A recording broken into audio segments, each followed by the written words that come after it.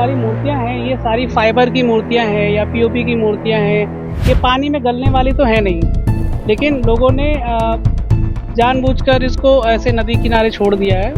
अब ये काफ़ी दिन तक ये गलेगी नहीं, तो लोगों को समझना चाहिए कि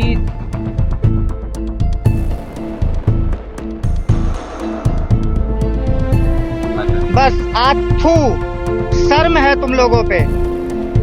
तुम लोग गंदा कर रहे हो और ये बच्चे साफ कर रहे हैं। तुम जितना गंदा कर सकते हो करो, हम फिर भी साफ करेंगे। इतनी सारी मूर्तियां लाकर यहाँ लोगों ने डाल दिया, जबकि माननीय न्यायालय का आदेश है कि रिवर्स में जो है कम से कम गंगा यमुना में जो ही मूर्तियों का विसर्जन न किया जाए, लेकिन फिर भी लोग नहीं मानते। कहाँ तक पुलिस खड़ी होगी, कहाँ तक प्रशासन खड़ा होगा, कहाँ तक जबरदस्ती रोकेंगे, कहाँ तक हम उन पर जुर्माने और फाइन लगाते रहेंगे या जेल भेजेंगे या जो भी करना है।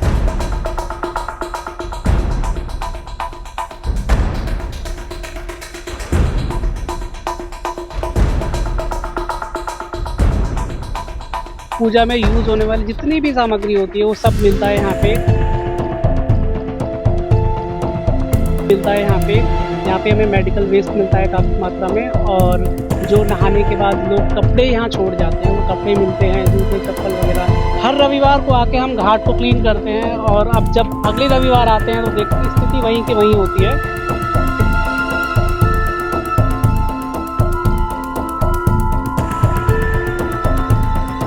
घर में तो अगर ऐसे मूर्तियां पड़ी हो तो घर में तो 4 बार हम गाली सुनेंगे। यहाँ अब ये पैरों में इस तरीके से मूर्तियां पड़ी है, लोग बिना सोचे समझे इनको बहा देते हैं। अभी दुर्गा पूजा आने वाला है, जैसे ही सामने दुर्गा पूजा खत्म होगा, घरों की जितनी प्रतिमाओं की पूजा हो रही है वो इसी नाले में दिखाई देंगी। आप बोलोगे आप देशद्रोही हो, सीधा सिद्धांत है। क्या बोलूँ मैं, आजकल जो धर्म है मुझे लग रहा है वो आजकल दिखावा सबसे ज़्यादा होने लगा है कि आजकल कंपटीशन लगा हुआ है कि सबसे बड़ी मूर्तियां हम लाएंगे, सबसे बड़ी मूर्ति लाएंगे। अब उनको ये फर्क नहीं पड़ता कि वो पीओपी की बनी है या फाइबर की बनी है, ये अगर हम पानी में विसर्जन करेंगे तो ये डिजॉल्व होगा कि नहीं होगा, ये लोग सोचे बिना बस यही सोचते हैं कि हमारी मूर्ति सबसे बड़ी होनी चाहिए। इस कारण ये कंपटीशन देख लीजिए आप यहाँ पे पड़ा हुआ है आज। एक छोटी उससे बड़ी दूसरी, हाँ। उससे बड़ी अगली, उससे बड़ी अगली, और ये तुम मुझे कुछ दिख रही है, कुछ दूसरे घाटों पे भी गई होगी। हम तो एक ही घाट पे मौजूद हैं।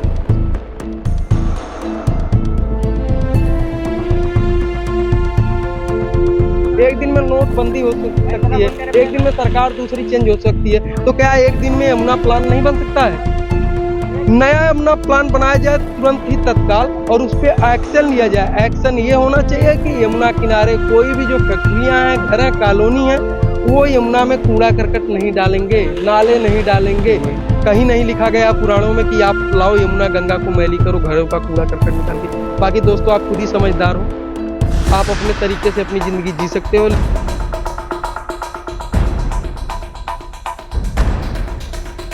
हम यहाँ पे इसलिए नहीं आए हैं कि हम दिखावा कर रहे हैं, हम यहाँ ये दिखाने आए हैं कि नदी ने अपने आप को साफ किया, उसके बावजूद भी तुमने फिर से उसे गंदा कर दिया।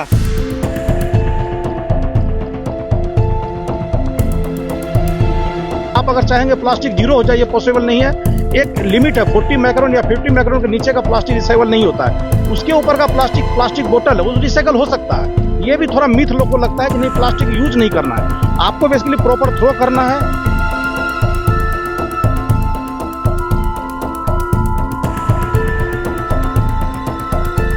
पॉलिथीन जो फेंकते हैं लोग, मिट्टी भर जाती है। अभी पीछे जैसे बाढ़ आई थी दिल्ली में, तो उसकी वजह से ये किनारे पे आ गए हैं सारे, इनमें मिट्टी भर गई है। सारे पॉलिथीन आप यहाँ पे देखेंगे ना, सभी में मिट्टी भर गई है। मिट्टी भर के इनमें मिट्टी निकालना ही मुश्किल हो रखा है, पूरा जम गए हैं पूरे के पूरे। मैं कि 2 मिनट में बन जाती है, बट पैकेट यहाँ पे सालों पड़े रहते हैं।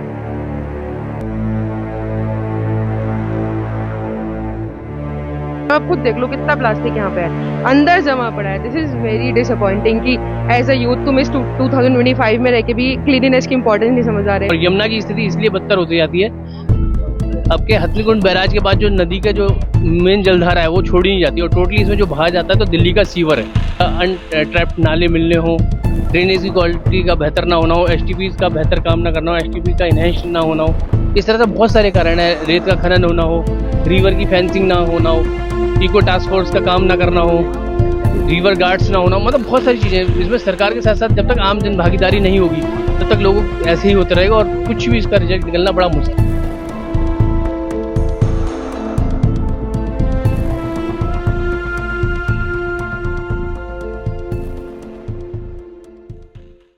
नमस्कार, मैं मनीष कुमार। अभी मैं मौजूद हूँ नोएडा घाट पर। यहाँ पर वर्ल्ड रिवर डे के ऊपर mega Yamuna cleanup drive run किया जा रहा है।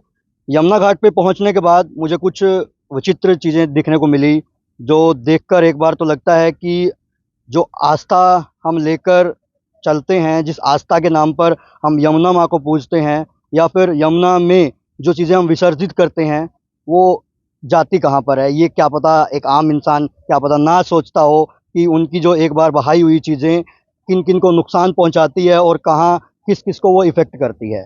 यहाँ एक एनजीओ है YSS, जो नोएडा के अंदर रन होता है, और इस एनजीओ के द्वारा हर रविवार को एक पहल की जाती है कि यमुना के जो घाट हैं, कालिंदी कुंज घाट, नोएडा घाट, ऐसे अलग अलग घाटों के ऊपर सफाई की जाती है।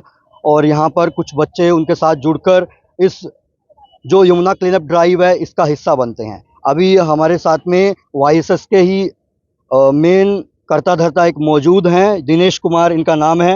ये हमें बताएंगे कि ये जो हर बार यमुना की सफाई करते हैं, घाटों की सफाई करते हैं, उतना ही कचरा हर बार, उतना ही वेस्टेज, अलग अलग वेस्टेज, मेडिकल वेस्ट, पूजा के जो सामान बहाए होते हैं वो सामान यहाँ पर आके इकट्ठा हो जाते हैं।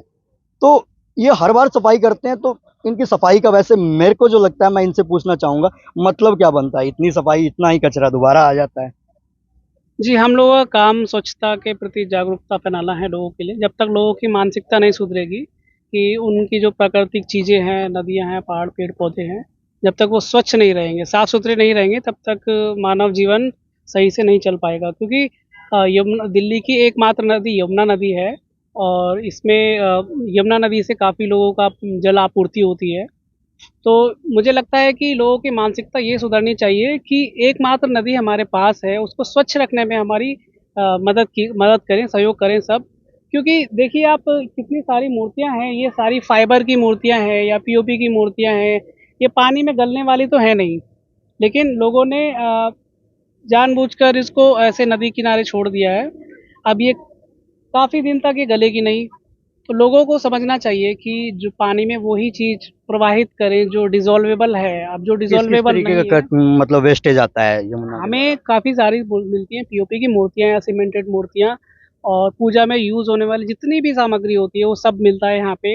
यहाँ पे हमें मेडिकल वेस्ट मिलता है काफ़ी मात्रा में, और जो नहाने के बाद लोग कपड़े यहाँ छोड़ जाते हैं वो कपड़े मिलते हैं, जूते चप्पल वगैरह। मतलब हर वो तरीके का कूड़ा जिसे कह सकते हैं जो घरों में यूज़ होता है वो हमें घाट पे भी देखने को मिलता है।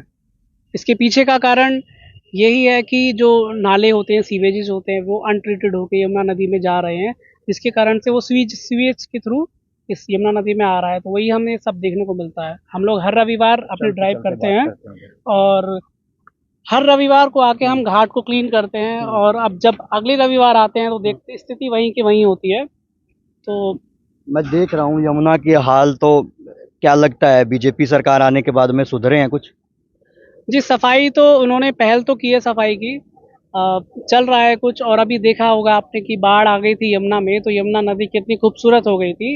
लेकिन जैसे-जैसे ये वक़्त बीतेगा और पानी का स्तर जो है कम होगा, तो आपको जो ग्राउंड लेवल पे जो रियलिटी है वो देखने को मिलेगी, जैसे कि आप मतलब मेरे पीछे देख सकते हैं। यमुना में फिर यमुना का पानी नहीं होगा, फिर गंदा नाला बहेगा। जी बिल्कुल, यमुना किसी भी नदी को नदी उसका पानी बनाती है, प्रवाह बनाती है, और जब पानी ये रुक जाएगा तो यही आपको गंदगी देखने को मिलेगी।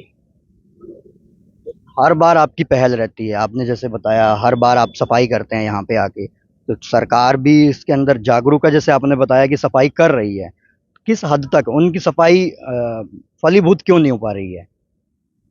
क्योंकि देखिए सबसे ज़्यादा इसमें जो भागीदारी है इसको गंदा करने के लिए वो लोगों की है। जब तक लोगों की मानसिकता नहीं सुधरेगी, सरकार क्या ही कर लेगी।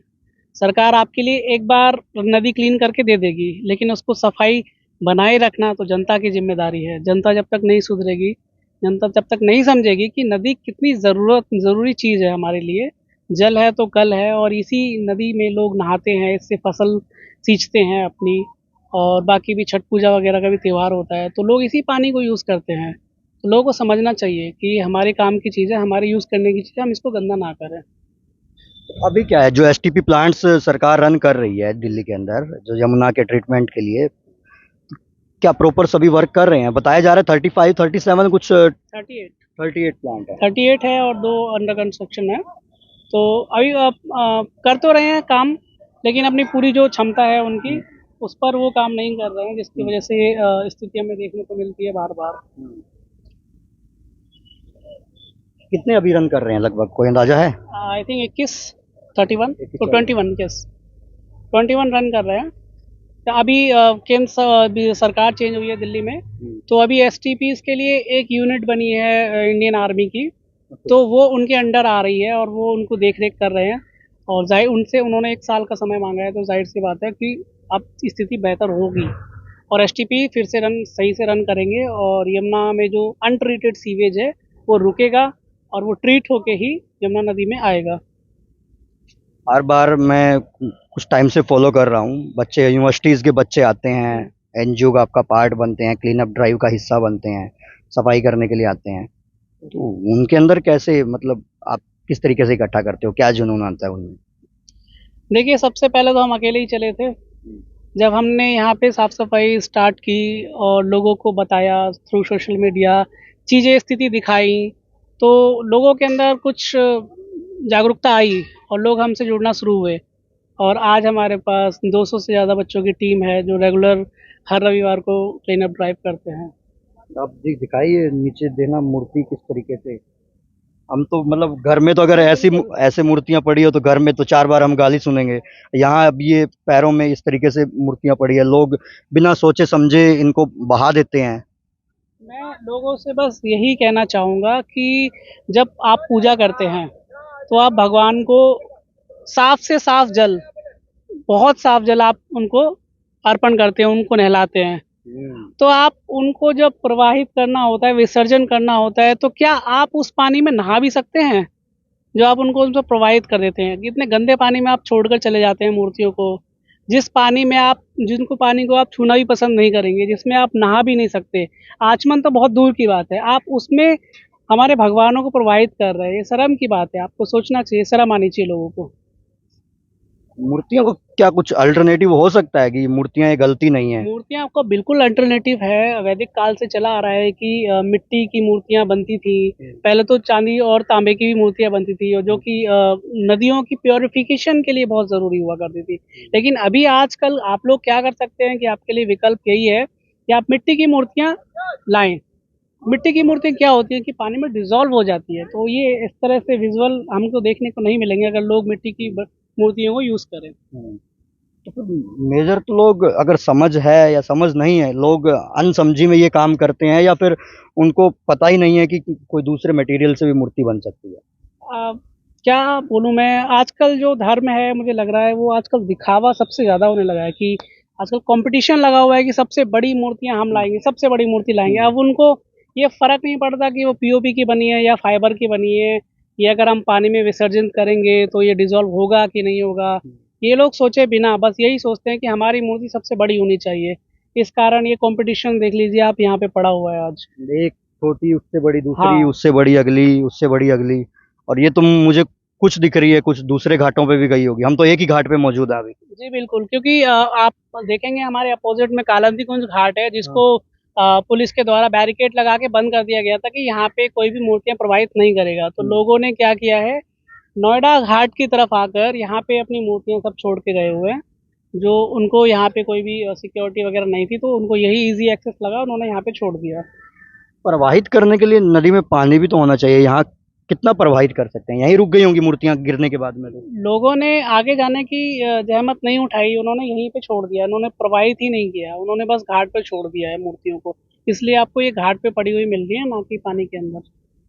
अभी तो गणपति विसर्जन था, अब दुर्गा पूजा स्टार्ट हो चुकी है। जी बिल्कुल, अभी दुर्गा पूजा खत्म होने के बाद जब आप देखेंगे कि इस फ्लाईओवर पे अगर आप देखेंगे कि आपको बहुत सारी पूजा की सामग्री, मूर्तियां, कट्टे और जिन जिनमें वो पैक करके लाते हैं, वो सब सड़क पे इस तरह से फैला होगा जैसे कि ये कोई कूड़ादान है। लास्ट ईयर हमने जब ये चीज़ें देखी थी तो हमने पूरे फ्लाईओवर को साफ किया था। तो मैं लोगों से बस यही अपील करूंगा कि अगर आपकी मूर्तियां मिट्टी की हैं, माता शेरों वाली की, तो वही आप नदियों में प्रवाहित करें। और जो पूजा में सामग्री यूज होती है आप उसको प्रवाहित ना करें, उसका आप ऑल्टरनेटिव आप देख सकते हैं विकल्प।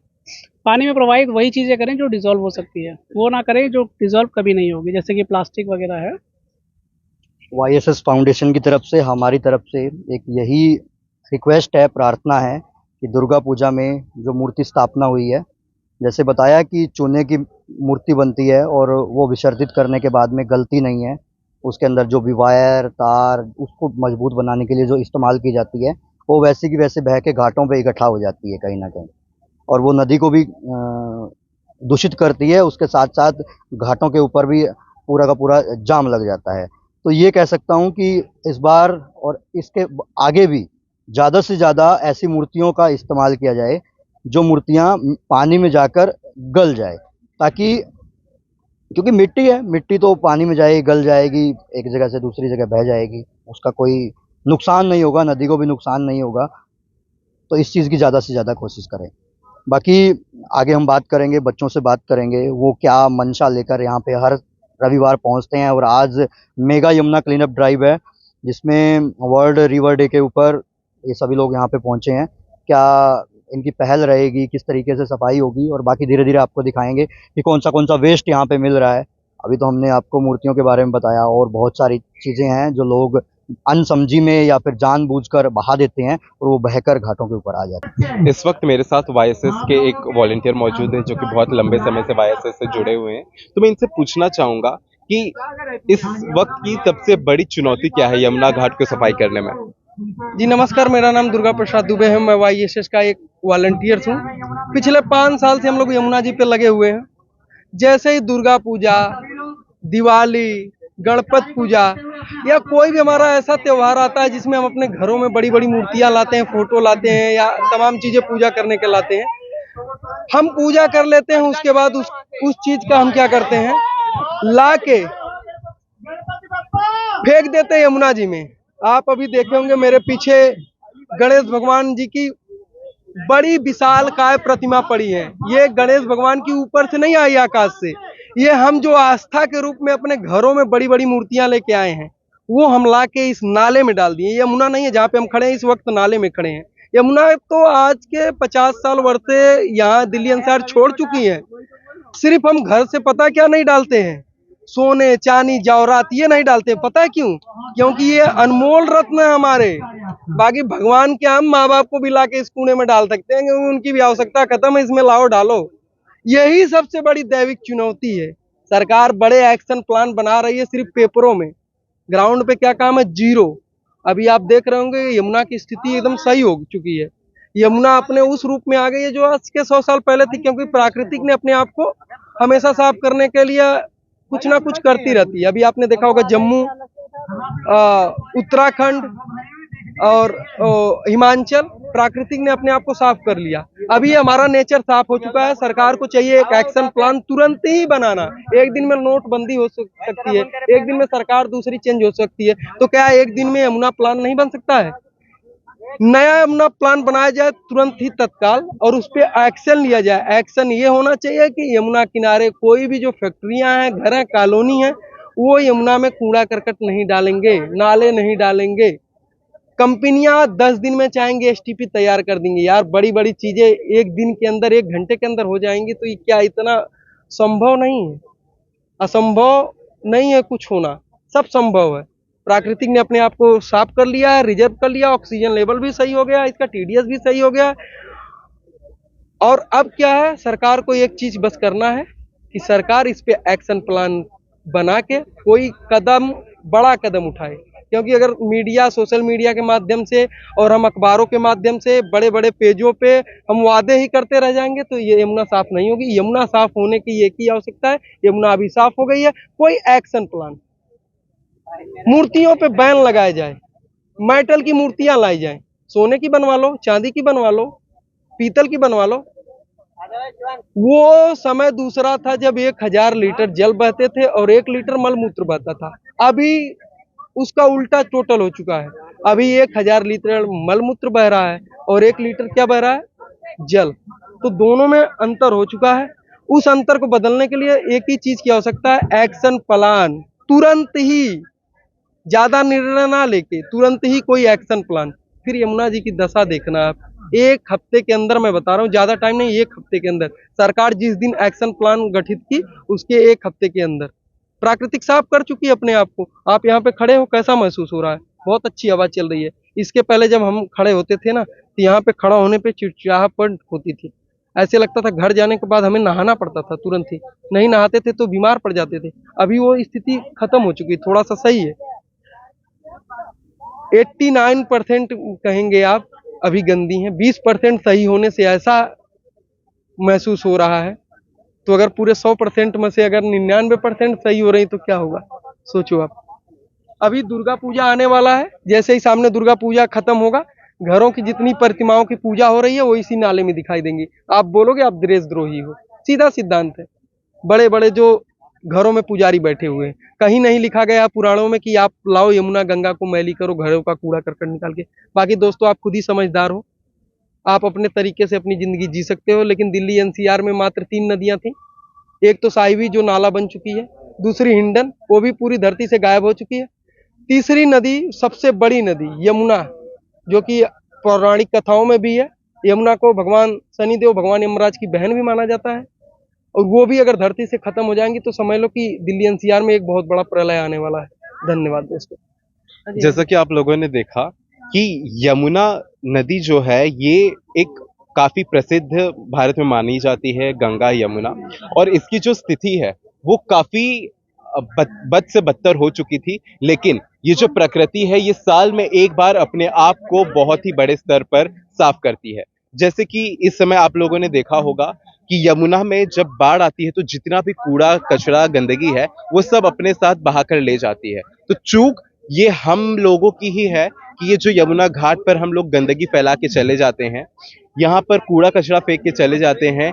ये घाट कोई भी डंपिंग ग्राउंड नहीं है। आप सभी लोग जो भी अपना पूजा पाठ से निकलने वाला सामान इस्तेमाल किया गया है उसे एक साफ सुथरी जगह पर आप उसे रख दीजिए, ताकि उसे उठा करके कहीं दूसरी जगह पहुंचाया जा सके, ना कि यमुना घाटों पर ला करके छोड़ दिया जाए और मूर्ति की ऐसे दृश्य बन जाए। आप देख सकते हैं यहाँ पर ये गणेश जी की प्रतिमा थी और इसकी इस वक्त क्या हालत हो चुकी है।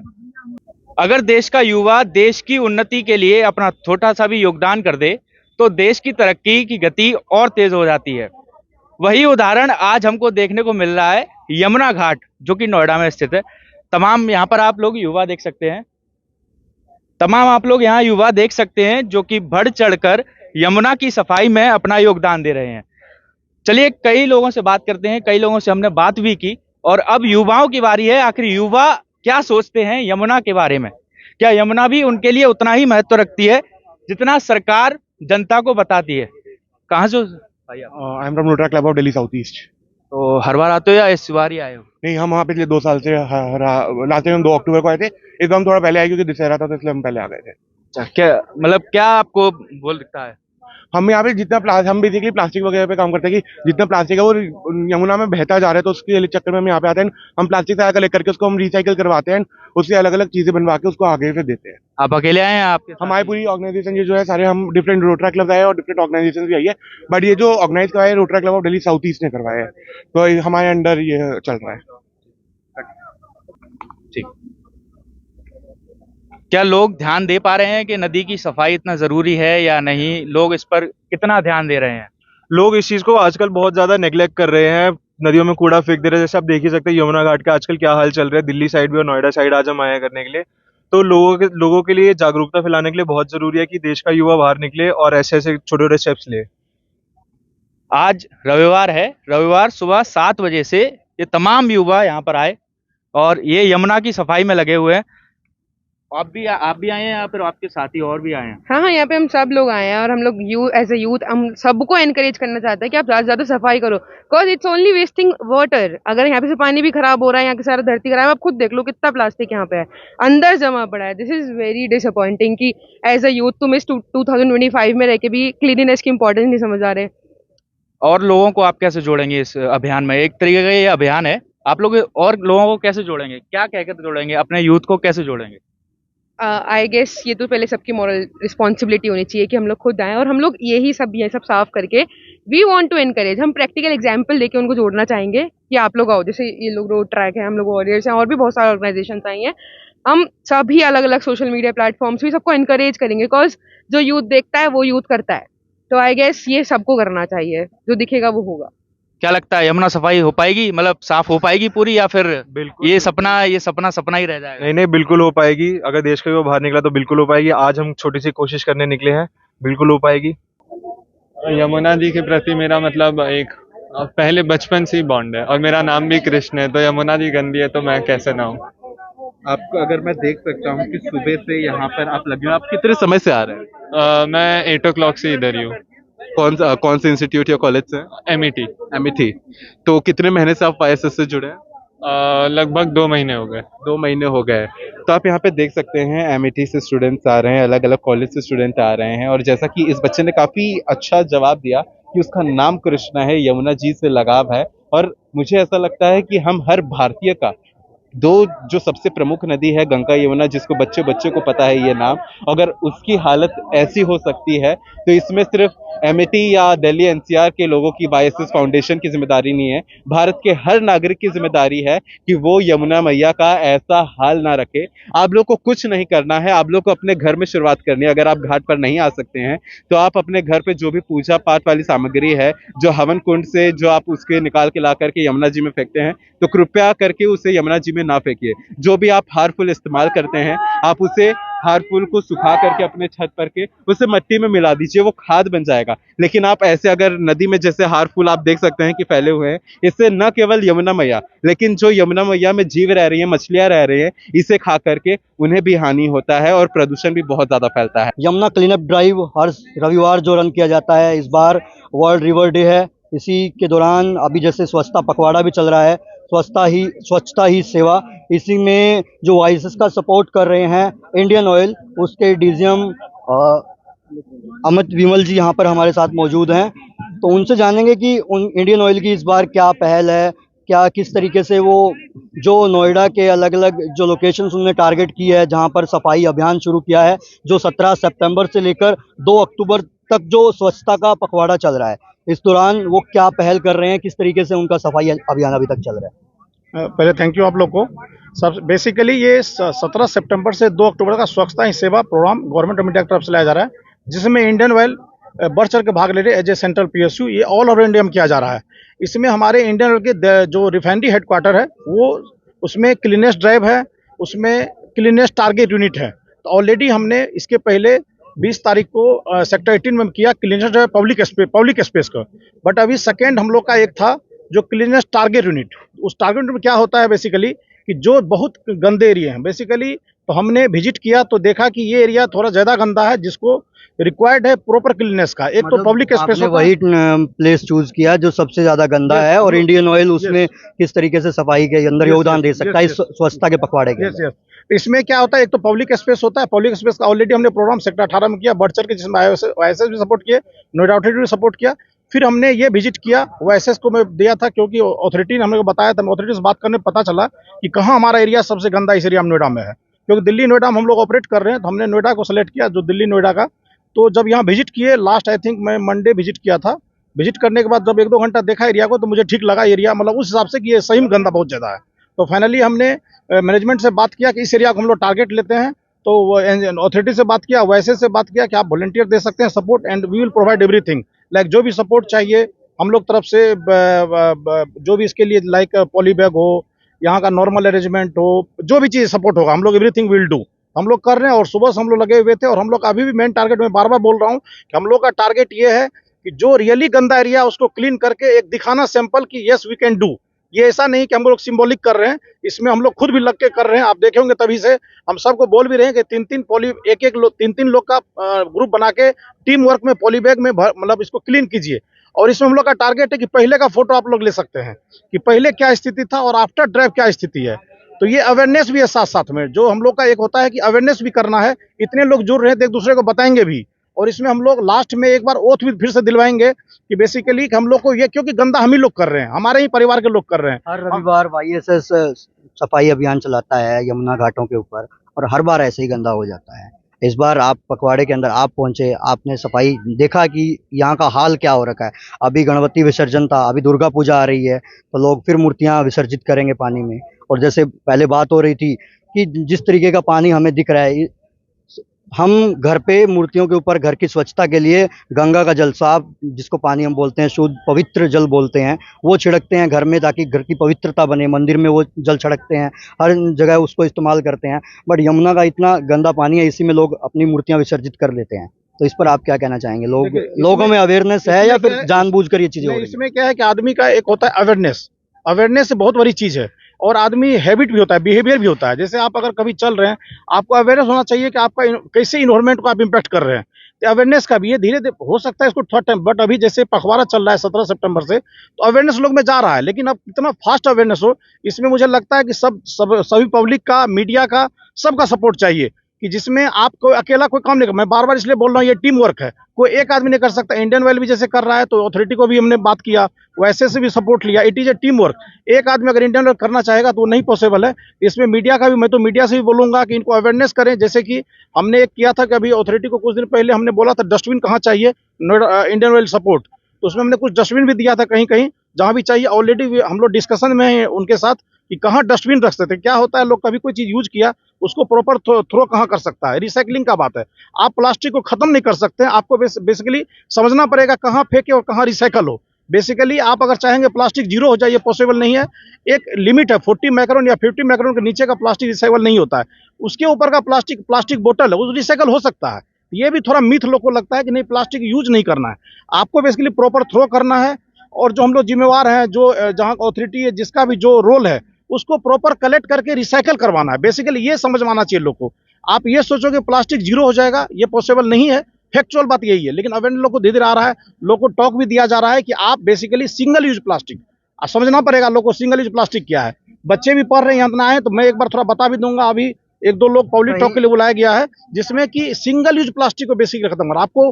आप सपोज करो मोटा प्लास्टिक यूज कर रहे हैं, बाल्टी यूज कर रहे हैं, आप खत्म नहीं कर सकते हो, क्योंकि ऑलरेडी पहले क्या होता था, देखते होंगे एल्युमिनियम का बकेट होता था, प्लास्टिक का बकेट आ गया।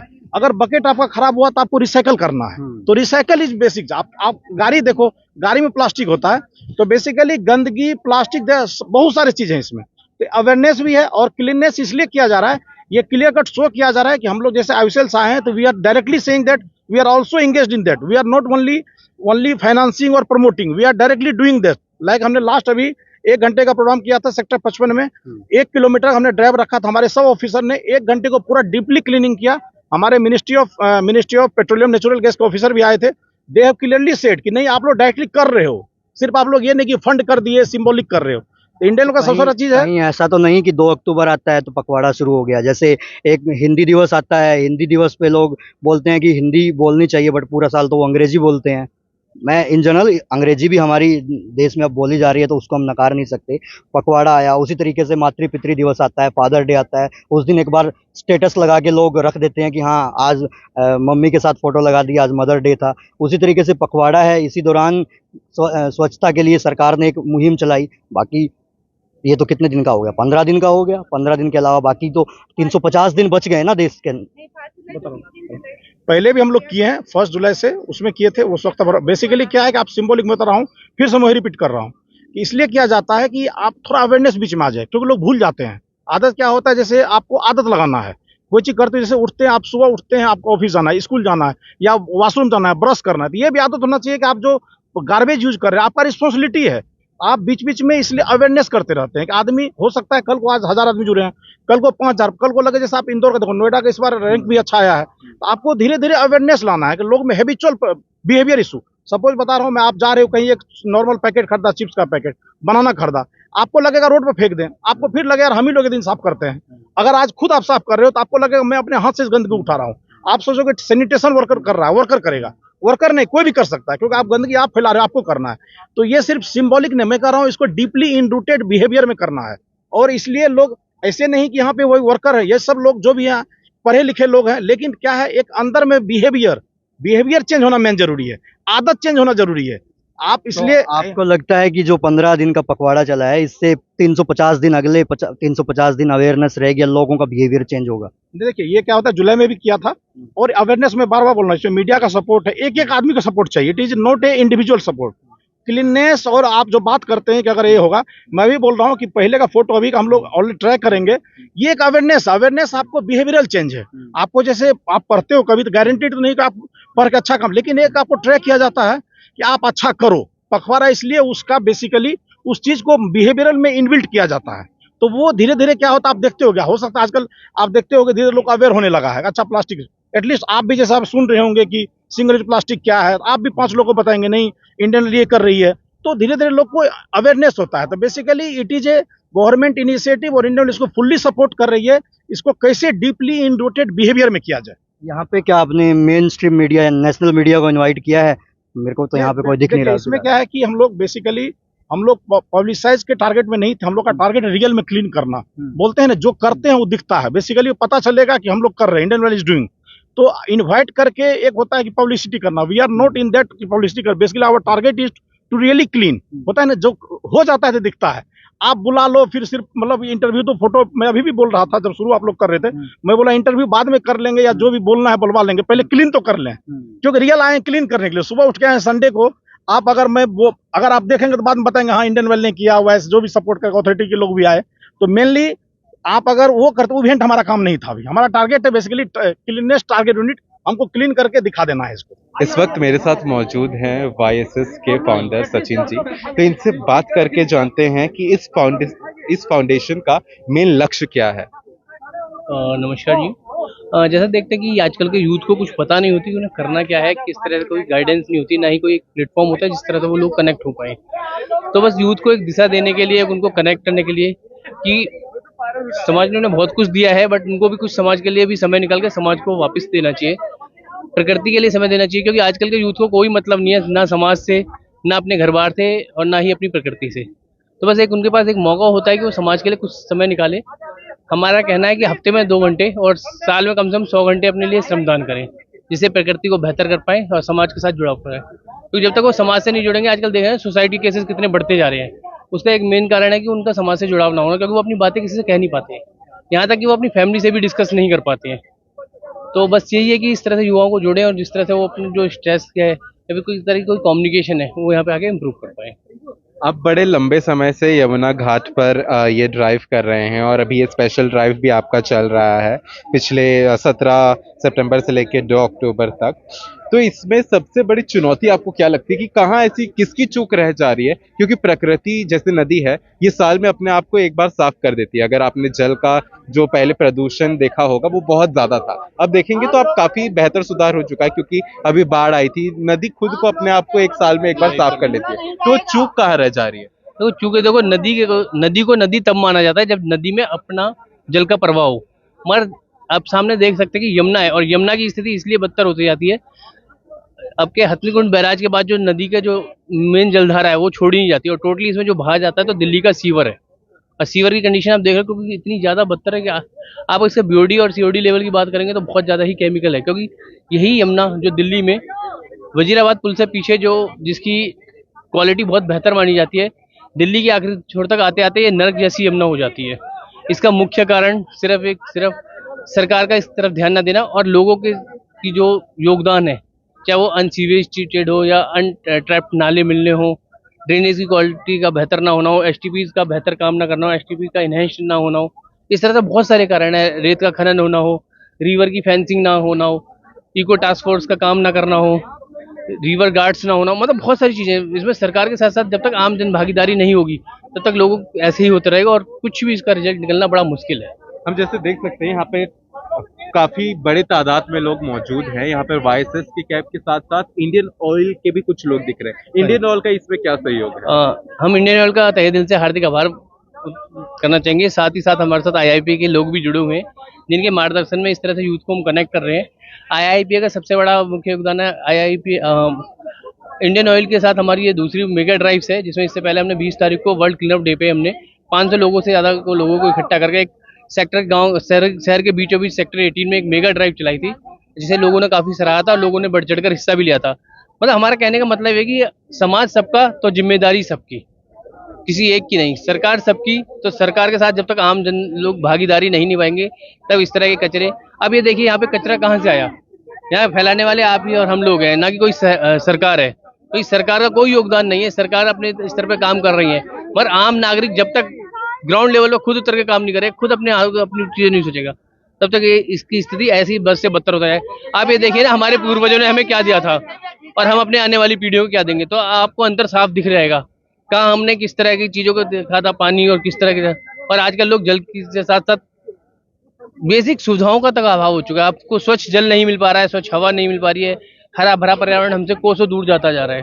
तो बस यही कि कहने के लिए हम तो राष्ट्रीय राजधानी में आसपास के क्षेत्र में है और स्थिति बस से बदतर होती जा रही है। जैसे कि मुझे यहाँ पर सबसे बड़ी जो तादाद है वो यूथ की, जेनजी जनरेशन है, उनकी दिख रही है। तो मतलब आपसे जो अगर आसपास के इलाके के लोग हैं आपसे जुड़ना चाहे तो जुड़ने का प्रोसेस क्या है?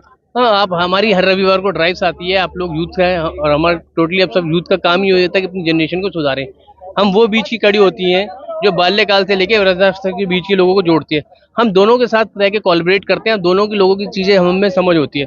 हम यूथ को, जो बाल्यकाल के बच्चों को, उनको भी कनेक्ट करते हैं और जो सीनियर सिटीजन उनको भी, जिससे कि एक जुड़ाव हो पाए और प्रकृति को बेहतर किया जा पाए। तो बस यही कि आप सब लोग भी आए वाइसस फाउंडेशन के साथ साथ, क्योंकि देखो देश सबका है तो जिम्मेवारी सबकी। जो हमारी अभियान है स्वच्छ यमुना मिशन के साथ साथ जल ही जीवन है और जल है तो कल है, इस तरह के कई सारे कैंपेन हम चला रहे हैं, उसमें आप अपनी भागीदारी दे सकते हैं। आपको जरूरी नहीं है कि आपको घाट ही आए, आपको देश बदलने की जरूरत नहीं है, आप सिर्फ अपने घर गली मोहल्ले के आसपास का एरिया ही आप साफ रखें, वही सबसे बड़ी आपकी भागीदारी होगी। इसी उम्मीद के साथ कि आप अपने आसपास ही क्षेत्र साफ रखेंगे, वो भी देश की सुरक्षा में, देश की स्वच्छता में बहुत बड़ा योगदान है। धन्यवाद। हम आसपास के लोगों में भी देखते हैं, हमारे पास यहाँ पर युवा लोग काफी ज्यादा हैं, तो इनसे बात करके जानते हैं कि संडे के दिन सुबह सुबह इनको क्या मोटिवेट करता है यहाँ पर घाट पर आकर के सफाई करना। आपका नाम? काव्या। आप कहाँ से हैं, कौन से इंस्टीट्यूट या कॉलेज से हैं? Amity university. Amity university. आप कितने समय से घाट पर आया कर रही हैं? 2 महीने। 2 महीने से। आपको मतलब क्या मोटिवेट करता है संडे को यहाँ पर आना?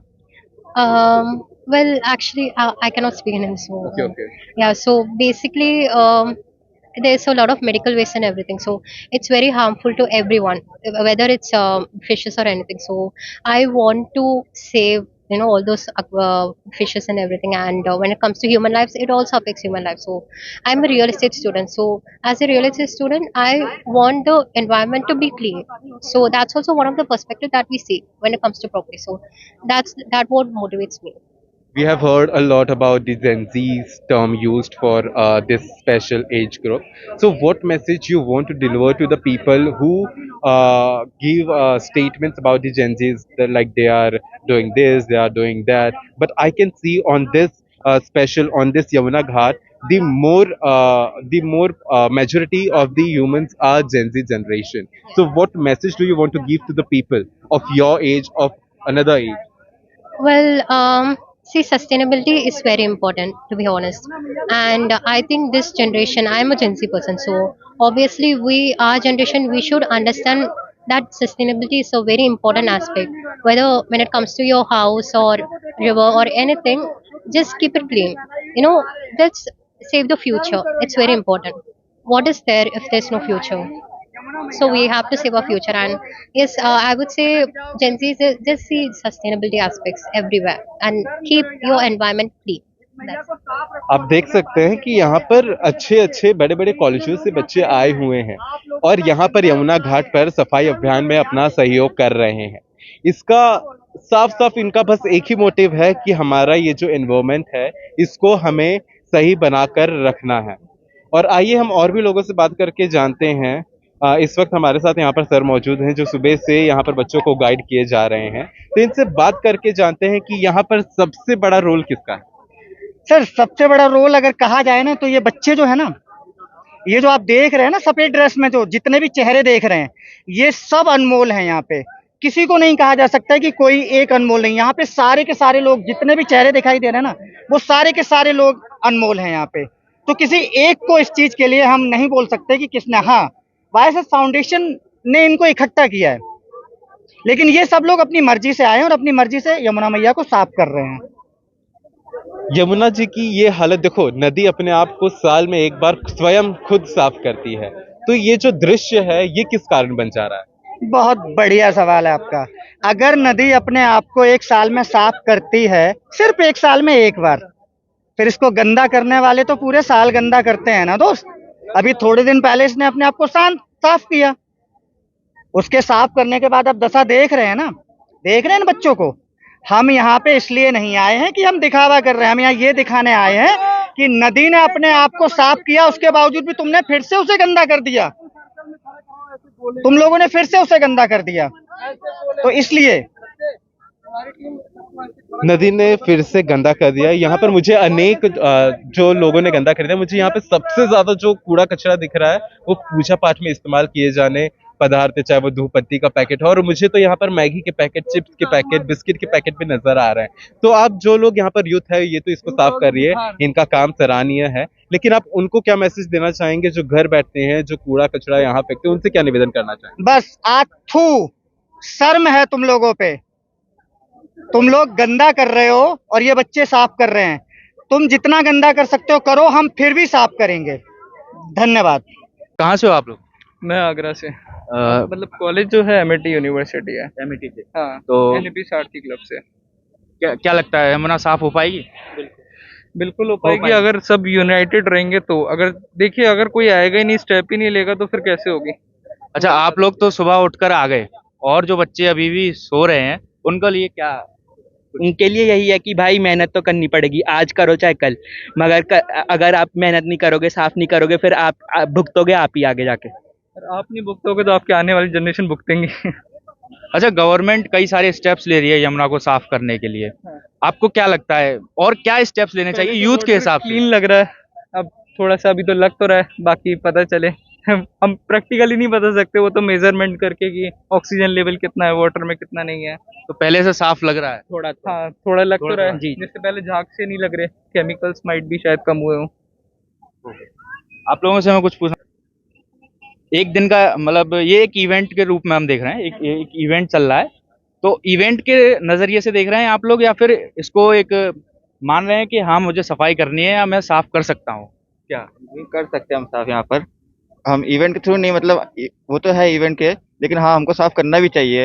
हर मतलब रोज नहीं तो मतलब हफ्ते में कुछ दिन तो निकाल के हम यमुना साफ करनी चाहिए, ताकि पानी शुद्ध मिले आपके, और काफी सारी चीजें जो बीमारियां हैं वो कम हो, ये सारी चीजें रहती हैं। सब मेरे को लगता है ये हमारी रिस्पॉन्सिबिलिटी है, हमको साफ करना चाहिए। साफ करने से ज्यादा ये कि अगर यहाँ पे गंदगी ना फैलाएं तो वो ज्यादा बेटर होगा। सर, मेरे साथ मौजूद हैं IIPA के प्रोफेसर डॉक्टर साकेत बिहारी, जो यहाँ पे mega Yamuna clean up drive में पहुँचे हैं, YSS द्वारा जो ऑर्गेनाइज किया गया है। तो सर, आपने जैसे यहाँ पे आके देखा किस तरीके से जो गणपति विसर्जन था, उसके बाद में मूर्तियाँ जो पानी में प्रवाहित की जाती है, अब कहीं ना कहीं घाटों पे आके ही रुकती है वो, और इस घाट पे इतनी सारी मूर्तियाँ यहाँ रुकी हुई थी। पॉलीथीन जो घरों में लोग यूज़ करते हैं, पैकेट वाला दूध यूज़ करते हैं, मैगी खाते हैं, हमने देखे बहुत सारे पॉलीथीन यहाँ पे आके रुक जाते हैं। हर बार YSS सफाई करता है, हर संडे सफाई करता है। आज तो नदी दिवस है, विश्व नदी दिवस है, तो इस उपलक्ष्य में एक बहुत सारे YSS के साथ में सपोर्टर जुड़े हैं जो उनको सपोर्ट कर रहे हैं। तो क्या ये सहयोग इसी तरीके से रहता है IIPA की तरफ से, या फिर ये सिर्फ आज के दिन ही था?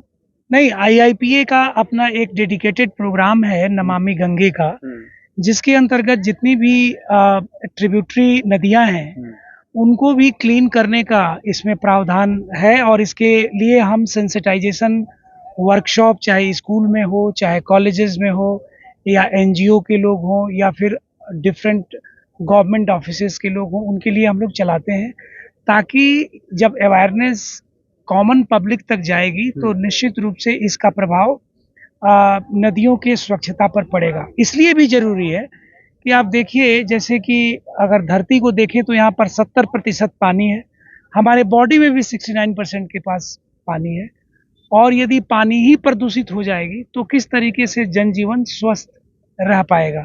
जहाँ तक आपने कहा मूर्तियों के विसर्जन के बारे में, तो देखिए, जहाँ तक मूर्तियों के विसर्जन की परंपरा है कि नदियों में अक्सर ये विसर्जन कराए जाते हैं, लेकिन इसके लिए ज़रूरी है कि हम सब लोगों में इस बात की चेतना जगे कि हम लोग जो बायोडिग्रेडेबल आइटम्स हैं उनसे इन चीज़ों को बनाएं, और मूर्ति विसर्जित करने वाले लोग भी इस बात पर सोचें कि बहुत बड़ी बड़ी मूर्तियां या बहुत सारे एरिया को कवर करने वाली मूर्तियां निश्चित रूप से पानी के स्तर को खराब करती हैं।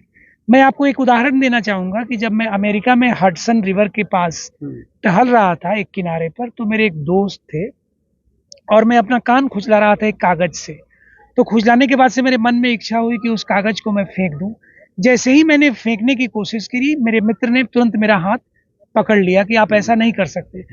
तो यदि उस लेवल की चेतना हमारे भारत में भी पैदा हो तो निश्चित रूप से एक तरफ तो हमारे यहाँ पर जो जल संबंधित बीमारियां हैं उनसे हम दूर हो पाएंगे, दूसरी तरफ जो हमारा एग्रीकल्चर है जो जल पर पूरे तरीके से आधारित है वो भी स्वस्थ एग्रीकल्चर हो पाएगा, और तीसरी तरफ जो जलीय स्रोत हैं जो कि अर्थोपार्जन के भी स्रोत हैं उनको भी बल मिलेगा, वो भी पहले की तुलना में बेहतर हो पाएंगे। और लोगों की जो स्पिरिचुअलिटी है, लोगों की जो आध्यात्मिकता है, मुख्य रूप से देखा जाए तो पूरे ही स्वच्छता में अगर कहीं किसी चीज का सबसे ज्यादा सहयोग है, कंट्रीब्यूशन है, तो वो स्पिरिचुअलिटी का है। अर्थात हम न केवल पानी से पानी की उपयोगिता को के साथ रखकर देखते हैं, बल्कि इससे हम अपनी पहचान भी बताते हैं और बनाते हैं। शायद इसलिए सही कहा गया है कि हमारा देश भारत है नदी गोदावरी गंगा, लिखा भूगोल ने इसका बड़ा ही चित्र बहुरंगा। और ऐसे में भारतीय लोक प्रशासन संस्थान भी इस दिशा में प्रयासरत है, क्योंकि हम मानते हैं कि अगर लोगों का अपने माइंडसेट बदल दिया तो निश्चित रूप से ये बहुत बड़े बदलावट की तरफ लेकर जाएगा। जी, मैं पूछना चाहता हूँ कि जो नमामि गंगे आपने बताया, जब से ये शुरुआत हुई है अभी तक कितना ग्राउंड लेवल पे फलीभूत हुआ है? क्योंकि नदियों की जो समस्या हम देखते आ रहे हैं जिस तरीके से दूषित होती जा रही है, मैंने लास्ट दिसंबर की रिपोर्ट देखी 2024 की, तो जितनी पिछले 8 सालों में 7 सालों में यमुना दूषित थी वो सबसे ज़्यादा पीक उस टाइम पे था।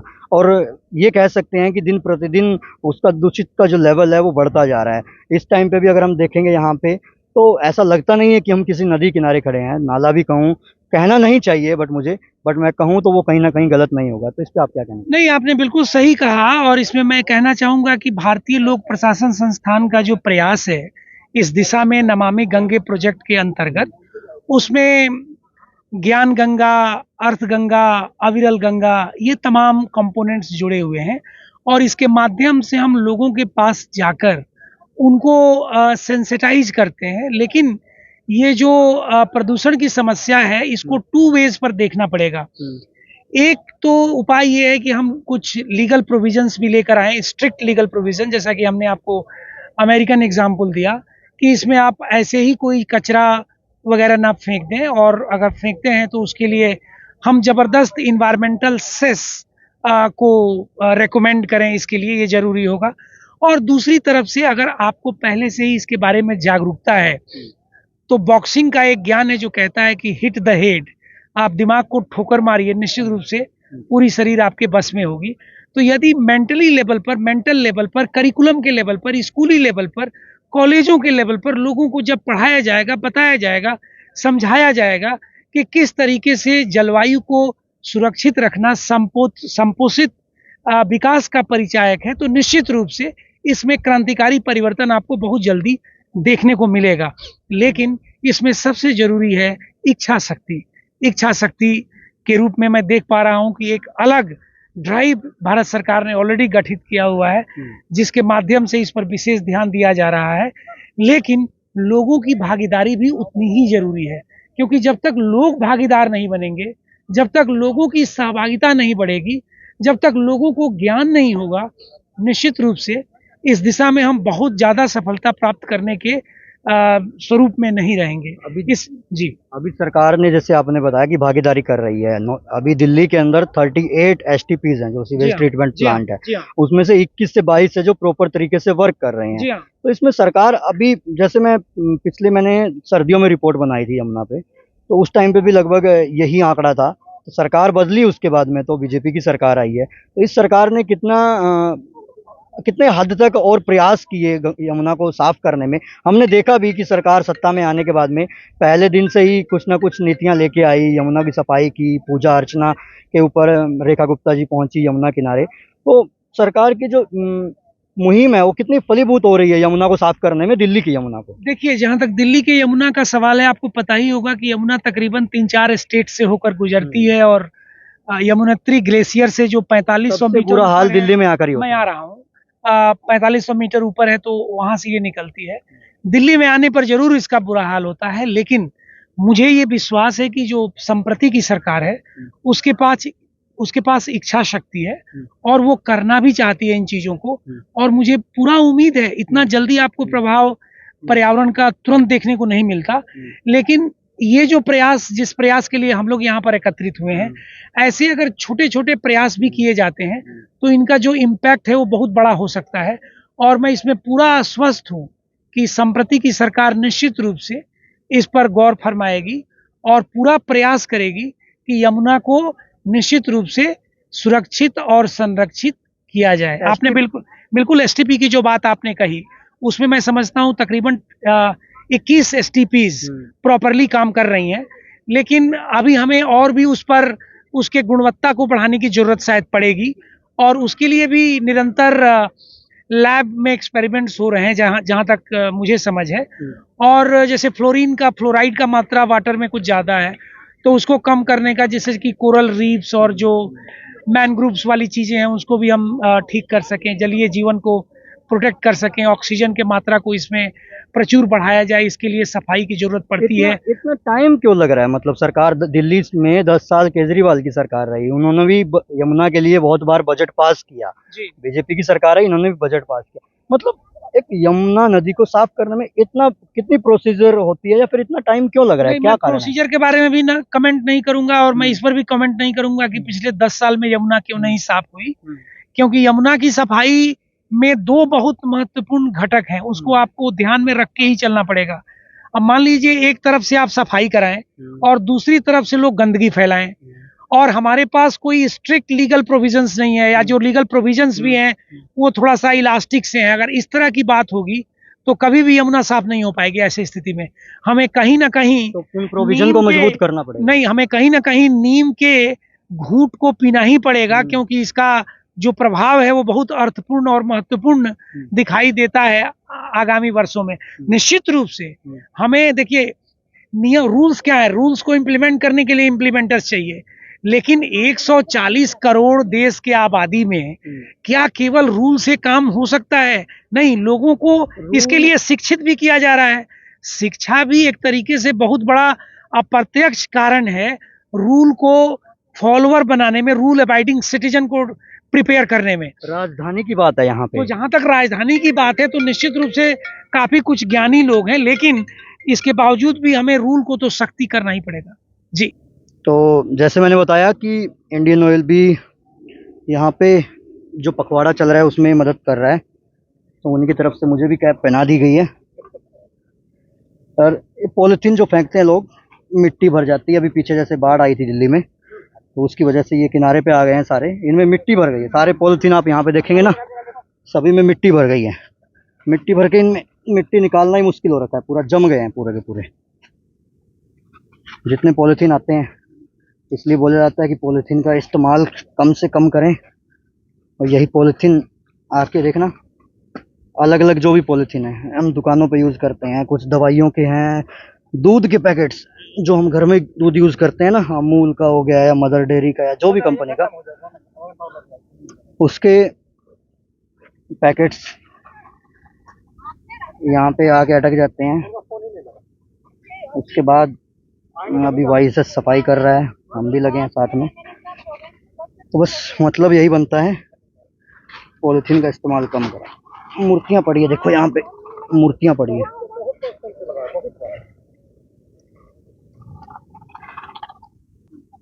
मैगी के पैकेट है ना, 2 मिनट में खत्म हो जाता है। तो यहाँ पे मैगी 2 मिनट में बन जाती है, बट पैकेट यहाँ पे सालों पड़े रहते हैं। मैगी इधर देख रहा था मैं, जो दूध पीते हैं हम घरों में पैकेट वाला। मतलब एक तो बात समझ में आती है कि हम एक चीज को हम भगवान से, आस्था से जोड़ते हैं कि पूजा के सामान सामग्री डाली नदी में, तो चलिए परंपरा है, उसको लोग फॉलो कर रहे हैं। बट मैगी और दूध के पैकेट डालने का क्या मतलब है?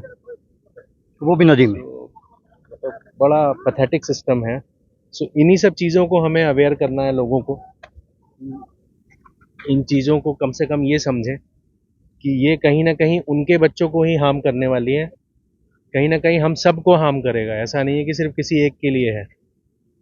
इस वक्त मेरे साथ मौजूद है नोएडा अथॉरिटी के इंदु प्रकाश सिंह जी सर। तो इनसे बात करके जानते हैं कि ये नोएडा अथॉरिटी का इसमें क्या कंट्रीब्यूशन है। इसमें जितने भी आपको दिख रही है लेबर हमारी, वो पूरे के पूरे 30 लेबर जो है वो नोएडा अथॉरिटी से आए हुए हैं। बाकी वाईएसएस और इंडियन ऑयल जो है, ऑयल इंडिया भी जो है इसके साथ जुड़ी हुई है। ये बच्चे सब जो है आईएसएस से जुड़े हुए हैं और इनका मुझे देख के सबसे अच्छा लगता है। चलिए हमारा तो काम है, हमारे वर्कर्स का काम है, लेकिन ये जो स्वतः जुड़ रहे हैं और स्वतः जो कुछ भी कर रहे हैं, निश्चित रूप से इसकी प्रेरणा जो है इनके समाज तक पहुंचेगी। सबसे अच्छी बात ये है। और जब तक समाज नहीं जागरूक होगा तब तक कुछ भी नहीं चेंज होना है। देखिए आप यहाँ पर आपने देखा होगा इतनी सारी मूर्तियां लाकर यहाँ लोगों ने डाल दिया, जबकि माननीय न्यायालय का आदेश है कि रिवर्स में जो है कम से कम गंगा यमुना में जो ही मूर्तियों का विसर्जन न किया जाए, लेकिन फिर भी लोग नहीं मानते। कहाँ तक पुलिस खड़ी होगी, कहाँ तक प्रशासन खड़ा होगा, कहाँ तक जबरदस्ती रोकेंगे, कहाँ तक हम उन पे जुर्माने और फाइन लगाते रहेंगे या जेल भेजेंगे या जो भी करना है।